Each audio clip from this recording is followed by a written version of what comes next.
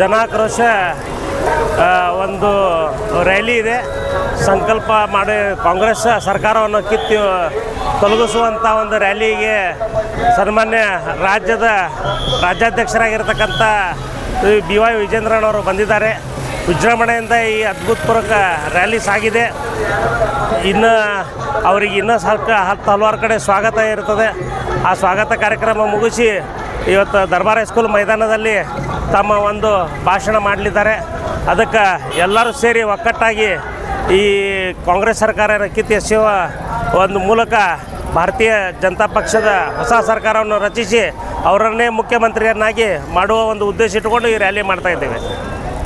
Sir, Congress ಅವರು ಹೇಳ್ತಾರೆ ಕೇಂದ್ರ ಸರ್ಕಾರದಿಂದ ಬೆಲೆ ಏರಿಕೆ ಆಗಿದೆ, ಗ್ಯಾಸ್ ಸಿಲಿಂಡರ್. ಈಗ ಜನರು ಎಲ್ಲರೂ ನೋಡ್ತಾರೆ ಕೇಂದ್ರ ಸರ್ಕಾರದಿಂದ ಬೆಲೆ ಆಗಿದೆ, ರಾಜ್ಯ ಸರ್ಕಾರದಿಂದ ಬೆಲೆ ಏರಿಕೆ ಆಗಿದೆ ಅನ್ನೋದು.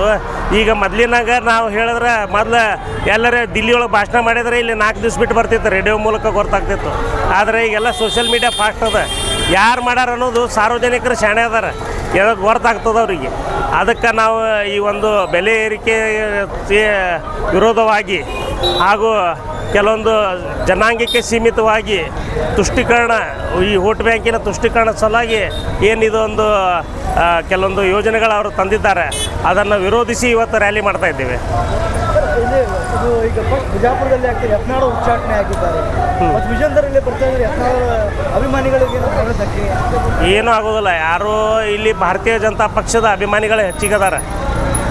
ಯತ್ನಾಳರ ಬೆಂಬಲಿಗರಿಗಿಂತ ಭಾರತೀಯ ಜನತಾ ಪಕ್ಷದ ಏನು ಬೆಂಬಲಿಗರದಾರ ಅವ್ರು ಹೆಚ್ಚಿಗದಾರ. ಅದೇನು ಪ್ರಶ್ನೆ ಇಲ್ಲ. ಅವರೆಲ್ಲರೂ ಶಾಂತರದಾರ. ಪಾರ್ಟಿ ವಿಷಯ ಬಂದಾಗ ಎಲ್ಲರೂ ಶಾಂತ ಆಗ್ತಾರೆ. ಯಾರೂ ಏನೂ ತೊಂದರೆ ಮಾಡೋದಿಲ್ಲ ಅನ್ನೋದು ನಮ್ಮ ಅನಿಸಿಕೆ.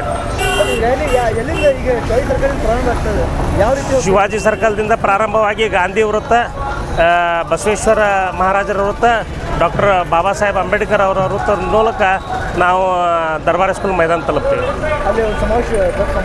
ಹಾಂ, ಅಲ್ಲಿ ಸಮಾವೇಶ ಆಗುತ್ತದೆ. ಹಾಂ, ಪಾದಯಾತ್ರೆ ಆಗ್ತದೆ. ಪಾದಯಾತ್ರೆ ಮೂಲಕ ತೆರಳುತ್ತಾರೆ. ಎಷ್ಟು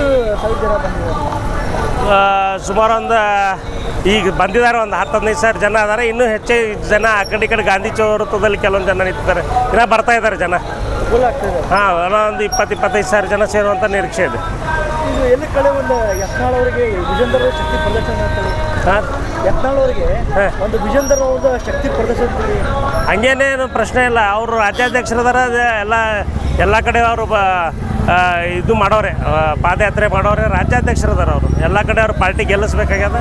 ಅವ್ರ ಪಾರ್ಟಿ ಗೆಲ್ಲಿಸುವ ಸಲುವಾಗಿ ಈ ಕಾಂಗ್ರೆಸ್ಸಿನ ಬೆಲೆ ಏರಿಕೆ ತಿಳಿಸುವ ಸಲುವಾಗಿ ಅದರ ವಿರುದ್ಧವಾಗಿ ಅವ್ರ ಪ್ರತಿ ಒಂದು ಬಿಜಾಪುರ ಅಷ್ಟೇ ಅಲ್ಲ, ರಾಜ್ಯದ 10 ಎಲ್ಲ ಕಡೆನೂ ಅವರು ಪ್ರತಿ ಜಿಲ್ಲೆಯಲ್ಲೂ ಕೂಡ ಅದೊಂದು ಯಾತ್ರೆ ನಡೆದಿದೆ. ಕೆಲವು ಒಂದು 2 ದಿವಸದಿಂದ ವಿಜೇಂದರ್ ಬರಾಕತ್ತೆ ಅಂತೇಳಿ ಗೋ ಬ್ಯಾಕ್ ವಿಜೇಂದರ್ ಅಂತೇಳಿ ಸಾಕಷ್ಟು ಸೋಷಿಯಲ್ ಮೀಡಿಯಾದಲ್ಲಿ ಇದು ಹಾಕಾಗ್ತದೆ ಮೇಲೆ ನೋಡ್ರಿ. ಅವ್ರು ಒಂದು 10 ಅವರು ಅಭಿಮಾನಿಗಳು ಅವ್ರ ಸಮಾಜದವರು ಇರೋರು ಏನು ಪ್ರಶ್ನೆ ಇಲ್ಲ. ಅದಕ್ಕೆ ಅವ್ರ ಬೆಂಬಲಿಗರು ಅವರು ಒಂದು ಇಟ್ಟು ಮಾಡೋರೆ. ಮತ್ತು ಅನಿವಾರ್ಯ ಅದ, ಅವೇನು ಮಾಡೋಕ್ಕೆ ಅವು ಕಾಮನ್ ಅದ. ಅದೇನು ದೊಡ್ಡ ವಿಷಯ ಅಲ್ಲ. ಅವರೇನು ಯಾಕಂದ್ರೆ ಭಾರತೀಯ ಜನತಾ ಪಕ್ಷದಕ್ಕಿಂತ ದೊಡ್ಡವ್ರು ಯಾರೂ ಅಲ್ಲ. ಇವತ್ತಿಗೆ ಪಕ್ಷ ಮುಖ್ಯದ, ಪಕ್ಷದಕ್ಕಿಂತ ದೊಡ್ಡವ್ರು ಯಾರೂ ಇಲ್ಲ. ಅವರು ಕೆಲವೊಂದು ಕಡೆ ವಿರೋಧ ಪ್ರದರ್ಶನ ಮಾಡ್ತಾರೆ. ನಾವು ನೋಡ್ತಾ ಇದ್ದೀವಿ ಎಲ್ಲಿ ವಿರೋಧ ಪ್ರದರ್ಶನ. ಇವತ್ತು ಬಾಗಲಕೋಟೆ ಒಳಗೆ ನೋಡಿದ್ವಿ, ಇನ್ನೊಂದು 8 ಜನ ಇದ್ರು. ಅವರು 8 ಜನ ಮತ್ತು ಅಷ್ಟು ಸಹಜವಾಗಿ ಮತ್ತು ಅವ್ರ ಅಭಿಮಾನಿಗಳು ಇರೋರು, ಏನು ಪ್ರಶ್ನೆನೇ ಇಲ್ಲ. ಅದೇನಕ್ಕಿಂತ ಪಕ್ಷಕ್ಕೆ ಹೊಡೆದು ಕೊಡೋದಾಗಲಿ ಈ ಕಾರ್ಯಕ್ರಮಕ್ಕೆ ಧಕ್ಕೆ ತರುವಂಥ ಕೆಲಸ ಯಾವ ಆಗಲ್ಲ ಅಂತ ನನ್ನ ಅನಿಸಿಕೆ. ಮುಂದೆ ಬರೋ ಚುನಾವಣೆಯಲ್ಲಿ, ವಿಧಾನಸಭಾ ಚುನಾವಣೆಯಲ್ಲಿ ಮುಖ್ಯಮಂತ್ರಿ ಈಗ ಮುಖ ಅಂದರೆ ವಿಜೇಂದರೇ ಆಗ್ಬೋದು. ಹಾಂ, ವಿಜೇಂದ್ರ ಅವರೇ ಮುಖ್ಯಮಂತ್ರಿ ಆಗ್ಬೋದು. ಹೈಕಮಾಂಡ್ದವ್ರು ಇರ್ತಾರೆ, ಅವರೇ ಮುಖ್ಯಮಂತ್ರಿ. ಹಾಗೂ ಯೋಗಿ ಕೂಡ ಅದ. ಅವರು ಅದ್ರದ್ದು ತಕ್ಕಂಗೆ ಅದಾರ. ಅವರು ಹಾಂ, ಏಬಲ್ ಅದಾರ, ಏಬಲ್ ಕ್ಯಾಂಡಿಡೇಟ್ ಅದಾರ. ಮುಖ್ಯಮಂತ್ರಿ ಸ್ಥಾನಕ್ಕೆ ಅವರು ಒಂದು ಒಳ್ಳೆಯ ಅಭ್ಯರ್ಥಿ, ಏಬಲ್ ಅಭ್ಯರ್ಥಿ ಅದಾರ. ಹಾಂ, ಎಲ್ಲ ಸಮಾಜಕ್ಕೆ ತಗೊಂಡು ಹೋಗುವಂಥ ಶಕ್ತಿ ಅವರಲ್ಲಿದೆ. ಶಕ್ತಿ ಇದೆ. ಹಾಂ, ಧನ್ಯವಾದ.